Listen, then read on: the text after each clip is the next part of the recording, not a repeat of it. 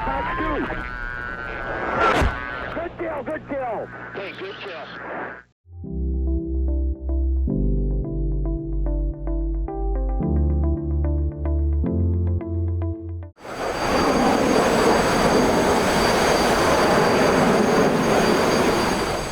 Hey guys, welcome back to another video. We're here in the F-117 Nighthawk once again, and this time we are in Operation Iraqi Freedom.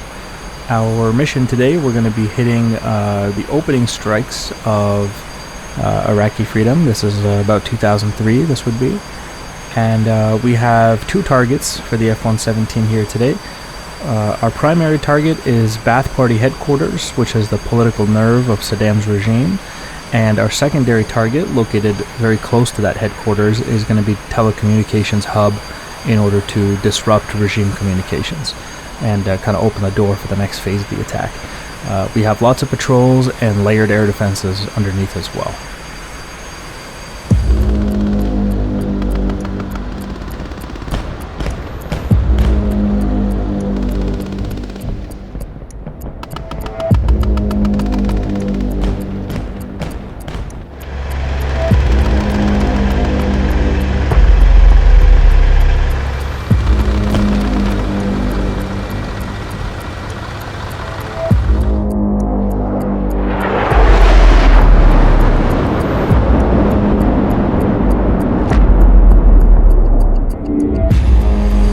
Now the Iraqis are aware that we are coming, so there are patrols, air defenses are on high alert, and we all know about that Iraqi AAA. Once we get to Baghdad, I fully expect that to open up.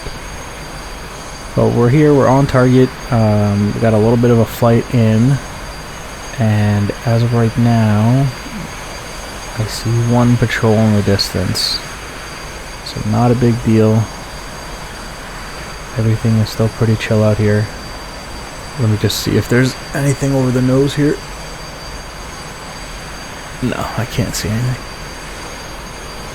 Maybe over here. It's pretty dark, man. It's going to be hard to see any patrols.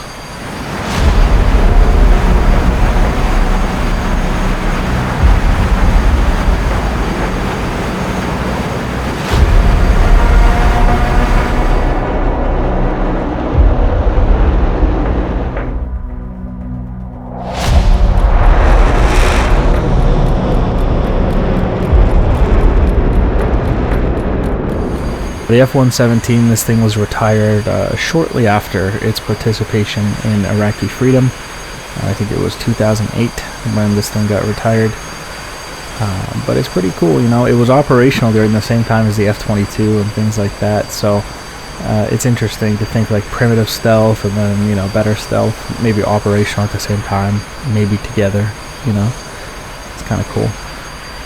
But this aircraft, obviously the most primitive form of stealth, designed to basically deflect radar away, and I'm pretty sure you also got the radar absorbent material on there. So this thing's pretty cool, man, for a first try.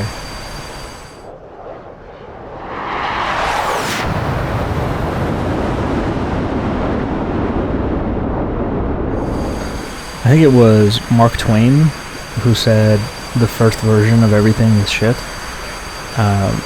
And, you know, the F-117, first attempt at stealth, I mean, still pretty good, but compared to what came out later, F-22, F-35, you know, B-2, like, this thing is nothing compared to those. Look at that, we have more patrols off the nose, so I'm actually going to climb here. Let's just be safe. Now, normally the the Nighthawk is operating at night. You know, that's where the name is, Nighthawk. However, due to limitations of DCS and YouTube, I don't want to do that. Look at this. We have patrols directly underneath here. If I upload this video at like actual nighttime, you guys won't be able to see anything. It'll just be distorted, compressed layers of black, and it's just not going to be a very good video. So we're doing early morning.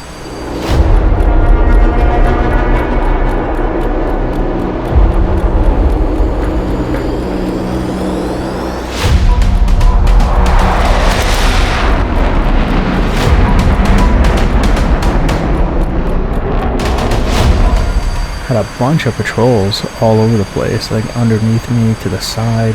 It's But you know, it's nice because at least you get to confirm, look, there's more right here. You know, at least we know the stealth works. But you know, imagine like being on patrol and then like the target you're defending gets blown up behind you. It's gonna be pretty embarrassing.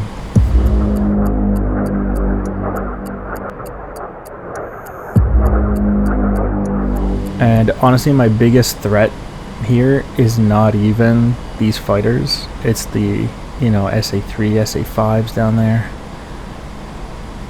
And if they do see me and they do kill me, that's going to be a real problem. But again, we do have layered air defense here in terms of we have the SA3 and then the higher cover SA5. And then if you get really on target, you get the AAA, the ZSUs. That's the famous Iraqi, like, tracer fire, you know. But here we go, early morning. That sun is coming up, and we need to wrap this mission up because I don't want to be out here in the middle of the afternoon. So let's speed this up a little bit.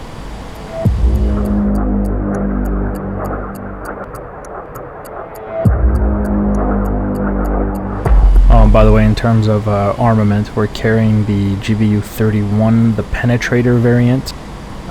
And I don't believe you didn't have JDAMs during Desert Storm, but I think during Iraqi Freedom there were JDAMs, which is a GPS coordinate, whereas other GBUs are hitting a laser coordinate. There's Baghdad there in the distance. Not a laser coordinate, sorry, like a laser. You know, you're lasing all the way in. So I much prefer the JDAM. And again, with the Penetrator, it's going to be going deep, if you will. So this Bath Party headquarters should be annihilated with this strike, and probably the telecommunications hub as well.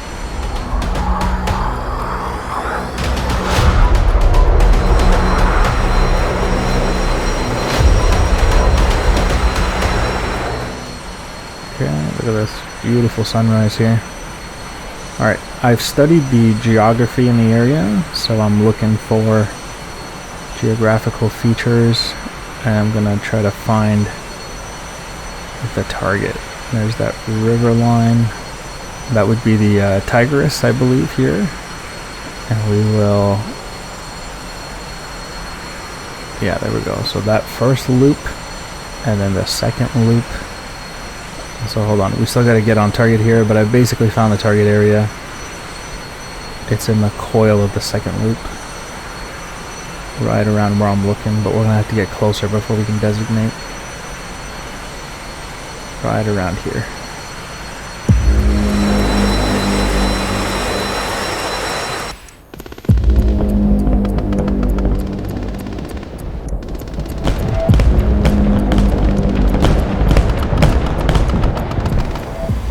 See, look, all that AAA is going. Alright, designating the building here in a second. Let me just make sure we're lined up. Yeah, so we got here, right there. And that's the building we're looking for. And I've got that designated. There it is. Okay, we're gonna open the bay doors and release our first JDAM. This might make it so they can see me for just a second here as we open the doors.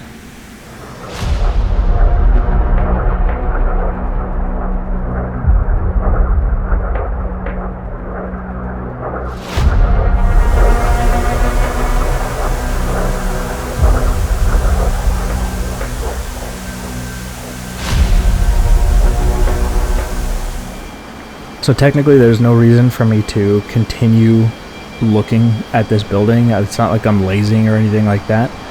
The JDAM was given a coordinate, it was released, and it's just going to hit that target on its own. I just want to watch so we can confirm the impact, and then we'll have to come around and then hit the telecommunications hub, which is very close to this building. It's actually just in front of it.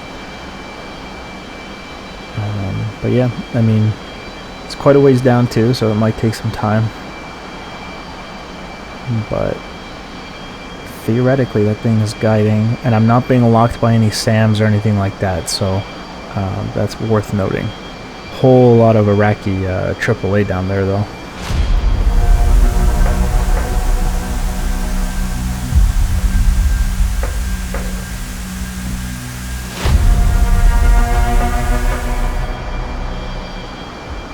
It's been a while, man. I'm starting to wonder if it possibly missed. I've been waiting like 10 minutes for this bomb to come down. And it should penetrate straight through that building. It's not just... Oh, there it is. Ooh. There you go. That actually looked like a good hit. Pretty decent impact. Again, that's Bath Party headquarters. And that looks like a solid hit. So if Saddam and his boys are in there, and his Republican Guard, they're having a bad day.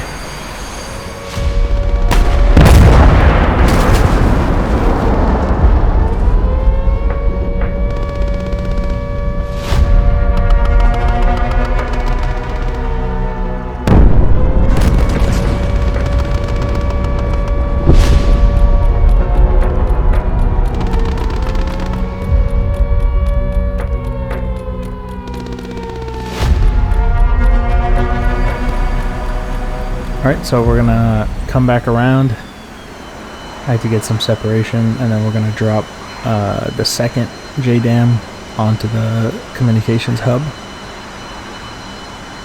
and try to disrupt regime communications.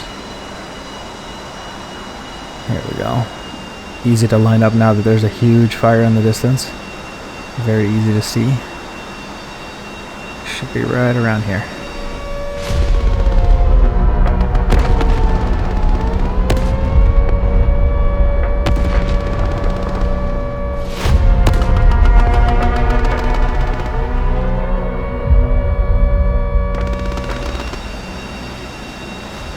Yeah, got the tower right here. I know it's very difficult to see. It'd be nice if we could switch it over to white hot or something like that. But there it is. We do have that tower designated now.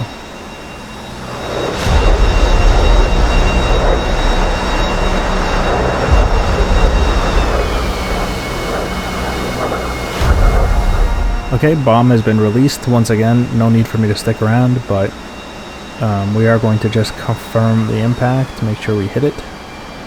And that call should have gone out to all the patrols once we hit the headquarters. Like, all those guys, what are you doing? We're getting hit back here. They're like, we don't see anything, man. But yeah, man, that's primitive stealth.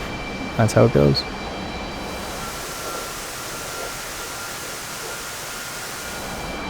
That is very demoralizing, you know? Just to not even be able to do anything against a stealth aircraft. You can't find it, you can't see it. Even if you see it, you can't lock it. You know what I mean? It's got to be very demoralizing. Okay, expecting impact here in 3, 2, 1. There it is. Ooh, beautiful.